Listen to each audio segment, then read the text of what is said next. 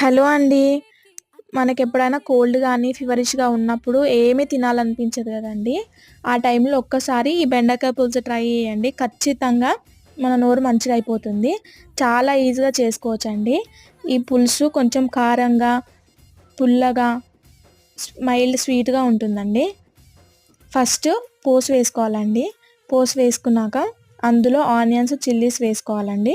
అవి వేగాక పసుపు, అల్లం ఎల్లిగడ్డ పేస్ట్ వేసుకొని అది కొంచెం వేగాక అందులో బెండకాయలు, టమాటో స్లైసెస్ వేసుకోవాలండి.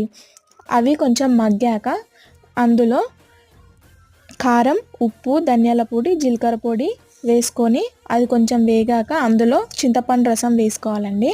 దానికి తగ్గట్టు కొన్ని వాటర్ వేసుకొని అది మసలాలండి.